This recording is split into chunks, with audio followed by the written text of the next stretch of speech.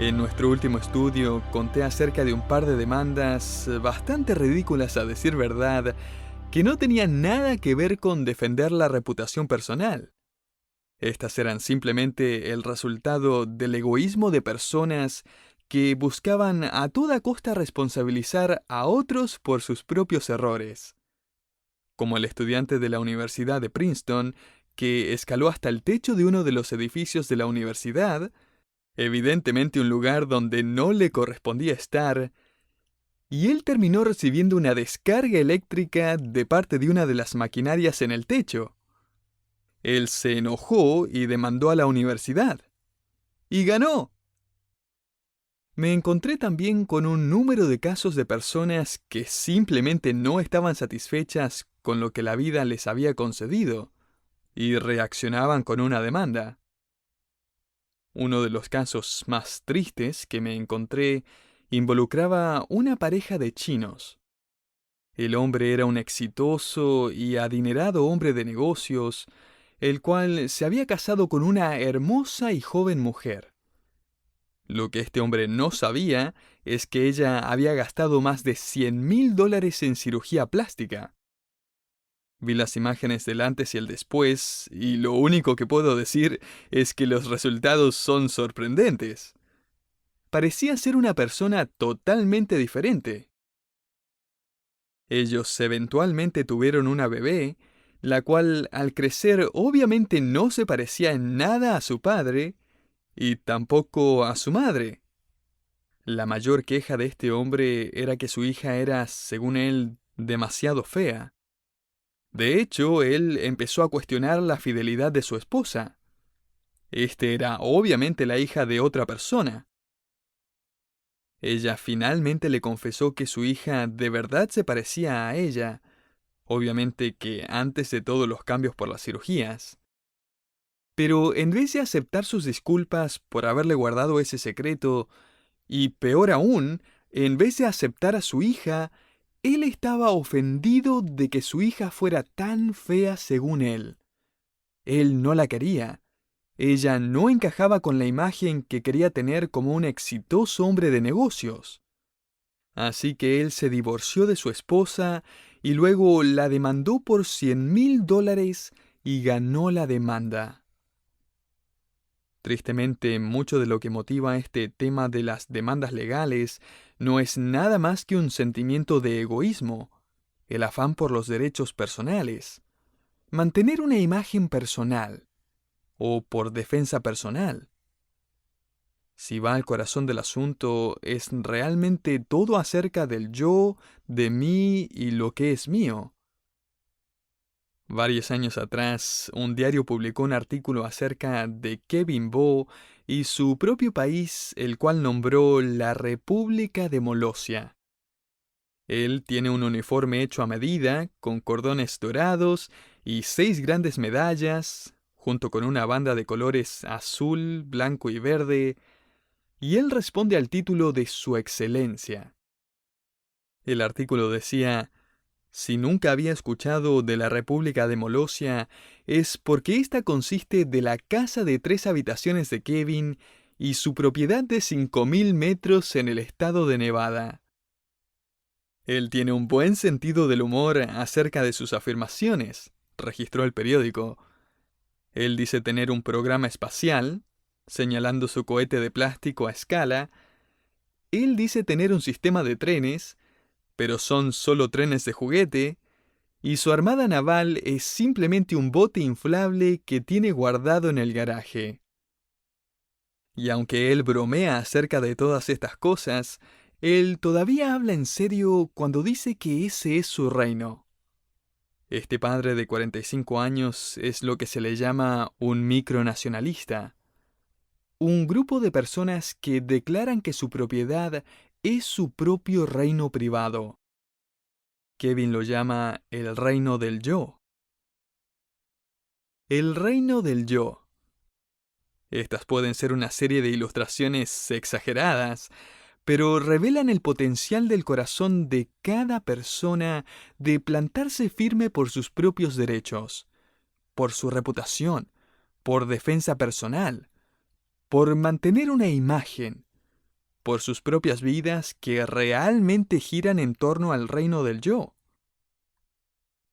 Una de las formas en que nuestro Señor les enseñó a los cristianos en el primer siglo y a nosotros hoy en día a demoler esta mentalidad del reino del yo fue inspirando un himno para la iglesia. Empezamos a analizar la letra de este himno en nuestro último estudio. Estamos en Filipenses capítulo 2. Volvamos al versículo 5 que dice: «Haya pues en vosotros este sentir que hubo también en Cristo Jesús». Ahora, ¿qué tipo de sentir es este? Bueno, lo que Pablo hace después es citar, o quizás componer este himno. Ahora, si miramos cuidadosamente, es posible notar que las primeras dos frases de este himno se refieren a la esencia de nuestro Señor, a su divinidad. Note el versículo 6, siendo en forma de Dios. Esa no es una pregunta a todo esto, es una afirmación, una declaración de verdad. Y el verbo existir se refiere a una eterna preexistencia. Jesús preexistió en la naturaleza y esencia de la deidad como Dios el Hijo. Así que vimos en nuestro último estudio que el primer derecho que Jesús entregó cuando vino a la tierra fue el derecho de vivir como Dios. En otras palabras, Él abandonó la gloria de su preexistente majestad y descendió a la tierra. Luego Pablo escribe en la siguiente declaración la verdad de que Jesús es igual a Dios el Padre, pero que Él no se aferró a aquello. Él se privó de usar eso a su favor. Así que dijimos que, en segundo lugar, Cristo entregó su derecho de actuar como Dios. O sea, Él nunca usó su poder y atributos, los cuales Él tenía todo el derecho de usar, para su propio beneficio. Pablo agrega que Jesús no solo entregó esos derechos, sino que en el versículo 7 nos dice que se despojó a sí mismo tomando forma de siervo, la naturaleza de un siervo. Aquel que es soberano desde la eternidad, ahora viene a la tierra y se convierte en un siervo, en un esclavo. Él va a vivir con cosas prestadas y prácticamente no va a tener nada de su propiedad. Él era la única persona sobre la faz de la tierra que tenía todo el derecho de tener todo lo que quisiera y de hacer todo lo que se le antojara. Y Él literalmente entregó esos derechos para nuestro beneficio eterno y nuestra salvación. Ahora lo que Pablo va a hacer es agregar a estas dos afirmaciones de la deidad de Cristo, dos afirmaciones de la humanidad de Cristo. Y voy a incluir estas dos afirmaciones bajo el título de otro derecho que Jesús entregó. Él no solo entregó su derecho de vivir como Dios y de actuar como Dios, en tercer lugar, Jesús entregó su derecho de parecerse a Dios. Note el versículo 7 en la última línea, hecho semejante a los hombres. Podemos interpretar esto como que Jesús literalmente se unió a la humanidad. En otras palabras, Él se convirtió en un miembro de la raza humana. La palabra que Pablo usa para semejanza viene del griego homoioma y se refiere a algo que es hecho para que luzca como otra cosa. No solo en apariencia, sino en realidad. Jesús no era un clon, o algún extraterrestre disfrazado. Él no era Dios vestido de un traje de carne, para engañar a todos.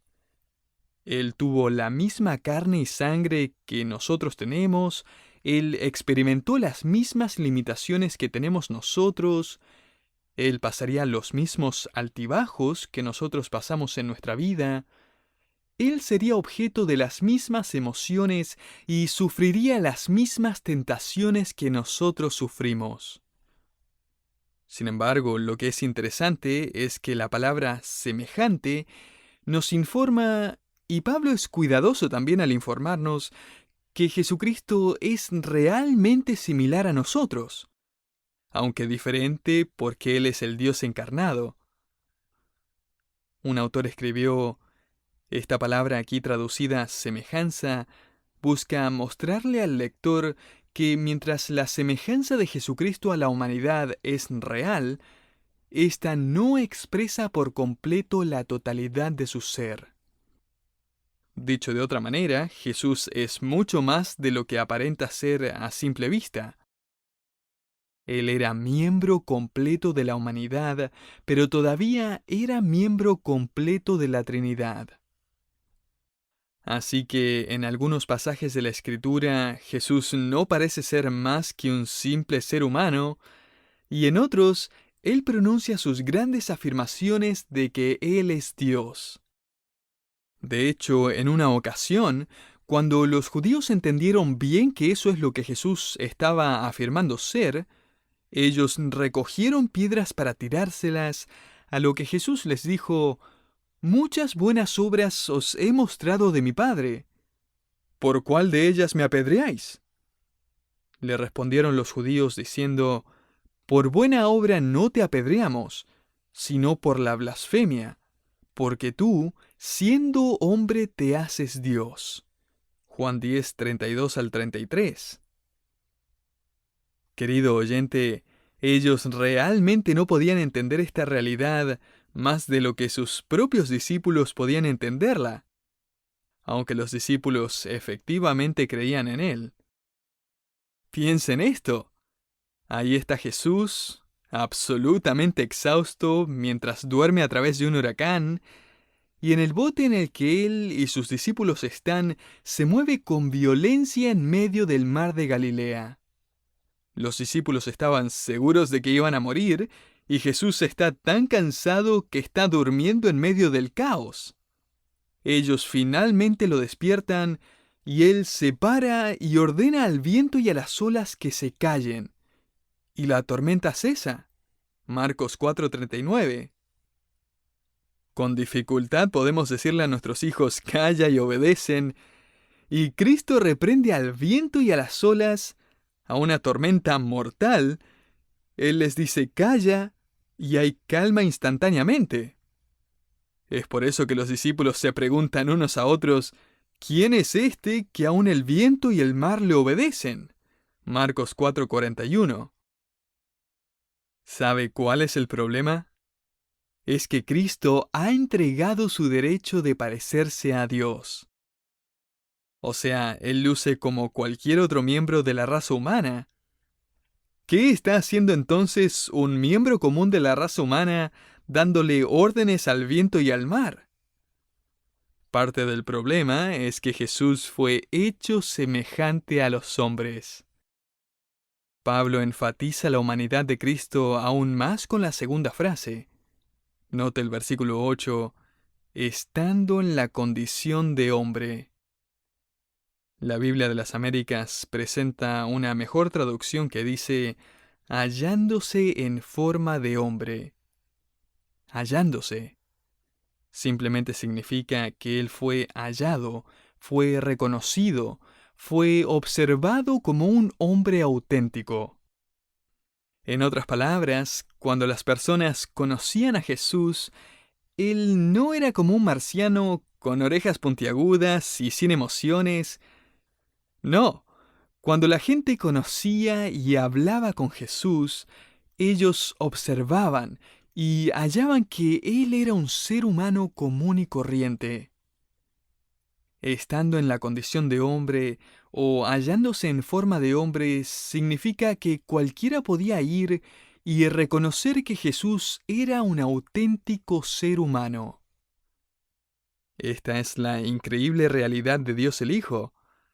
El Dios glorioso, eterno, creador, la segunda persona de la Trinidad, convirtiéndose en un bebé judío que al crecer se va a ver tan normal como cualquier otro judío. Difícil de creer, ¿no? La Iglesia Católica medieval y la Iglesia Ortodoxa no podían reconciliar la idea de que María fuera un ser humano común y corriente o que Jesús estuviera sujeto a los rigores de una vida normal. Así que escribieron unos libros que conocemos como apócrifos y algunas leyendas para arreglar entre comillas la historia, para hacer que Jesús fuera de todo menos normal. Por ejemplo, una leyenda dice que después de su nacimiento, mientras José, María y el bebé viajaban a Egipto, ellos buscaron refugio en una cueva donde hacía tanto frío que el suelo estaba cubierto de escarcha. Sin embargo, había una araña a la entrada de la cueva que reconoció a este santo bebé, así que tejió una telaraña tan gruesa en la entrada que la cueva se volvió cálida y acogedora. Otra tradición dice que mientras viajaban, Jesús ordenó a los árboles a que se inclinaran para que José pudiera recoger la fruta fácilmente. Otra tradición enseña que donde fuera que ellos viajaran, todos los animales se inclinaban ante ellos y todos los ídolos se desmoronaban en una pila de polvo. Además, los niños del vecindario de Jesús extendían sus mantas sobre el suelo para que él se sentara y lo coronaban con guirnaldas de flores. Todos en Nazaret sabían que él era especial. Sin embargo, mire lo que la Biblia dice acerca de Jesús. Cuando Jesús eventualmente empezó su ministerio, él predicó en una sinagoga de su pueblo, Nazaret, y cuando terminó, todas las personas dijeron sorprendidas: ¿de dónde tiene esta sabiduría y estos milagros? ¿No es este el hijo del carpintero? ¿No se llama su madre María y sus hermanos Jacobo, José, Simón y Judas? ¿No están todas sus hermanas con nosotros? Mateo 13, 55 al 56. O sea, ellos conocen a esta familia de toda su vida. Ellos saben los nombres de los medios hermanos y hermanas de Jesús. Y cuando Jesús termina su sermón en el pueblo, nadie en la congregación se para y dice: «Lo sabía, sabía que Jesús era diferente. Algo me decían todos esos milagros que hacía cuando era niño.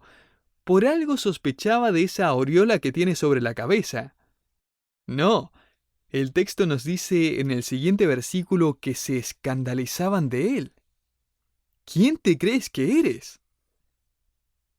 Y es que Jesús había entregado su derecho de parecerse a Dios, siendo hecho semejante a los hombres, lo que significa que Él se unió a la raza humana, siendo hallado en forma de hombre, lo que significa que Él escogió un rostro humano.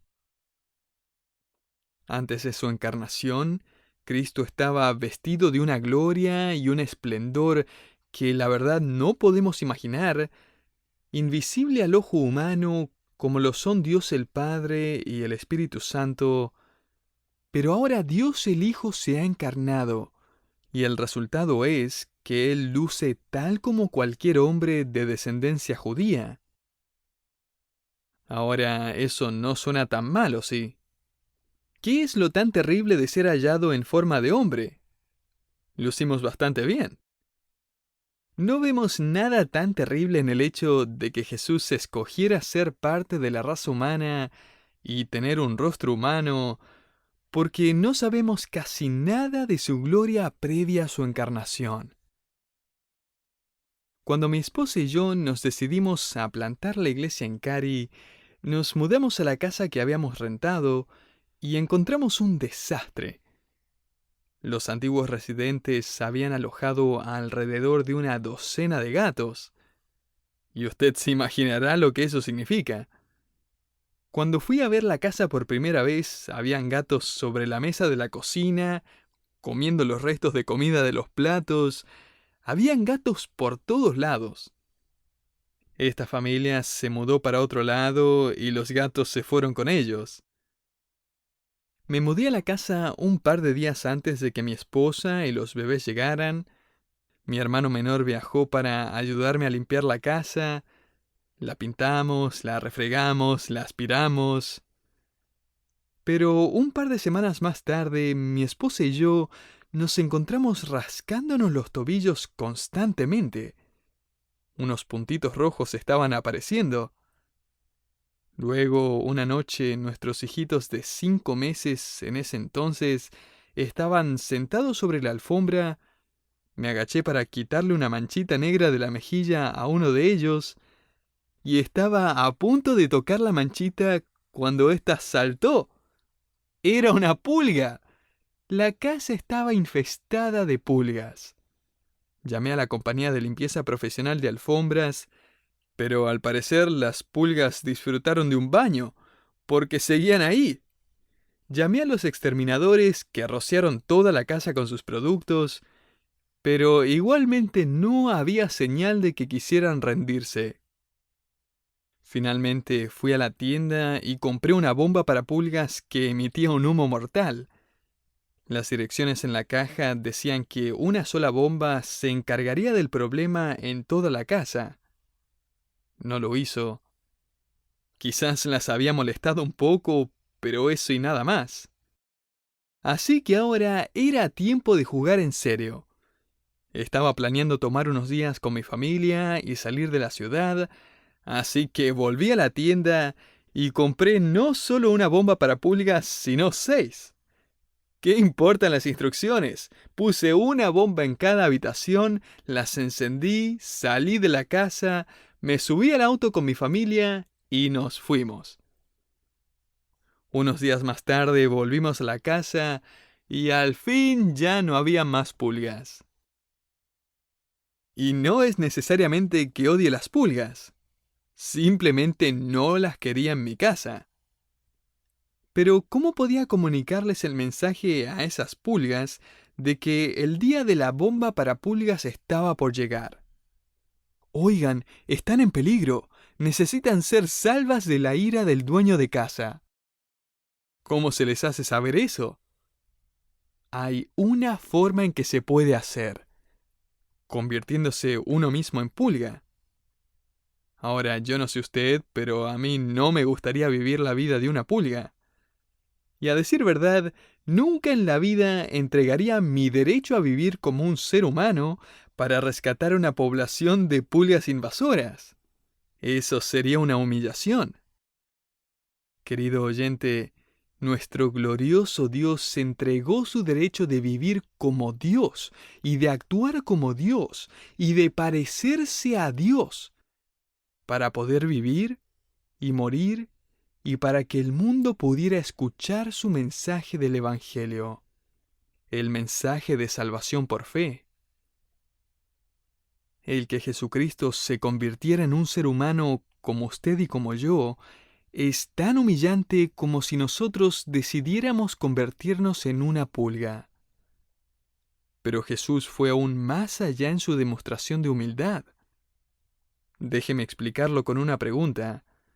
Si usted fuera Dios y supiera que iba a convertirse en un humano, y porque usted es Dios, es capaz de escoger su apariencia física, ¿cómo escogería verse? Si usted fuera capaz de escoger su rostro y su figura, ¿qué escogería para usted? La única descripción física que encontramos de Jesucristo está en Isaías 53:2, y dice: no hay parecer en él, ni hermosura. Le veremos, mas sin atractivo para que le deseemos. En otras palabras, él era un hombre común y corriente que ni siquiera era muy atractivo que digamos. Imagínese, ese fue el rostro y el cuerpo que Dios el Hijo escogió.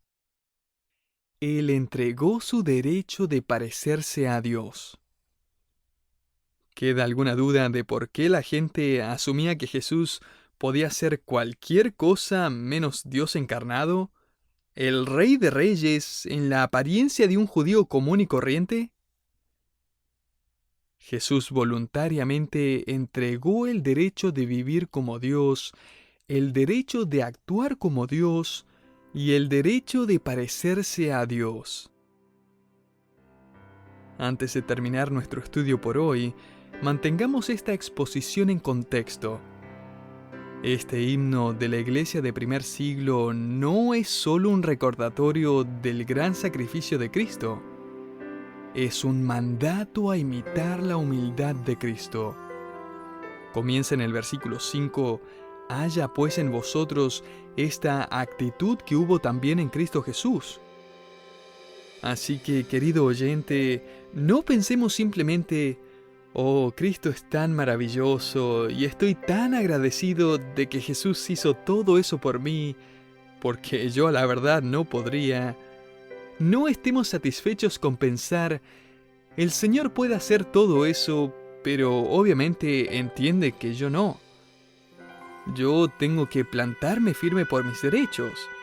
Yo tengo el derecho a vindicarme. No puedo permitir que me pasen por encima. Si alguien me trata mal, te aseguro que va a arrepentirse. Voy a defender el reino del yo.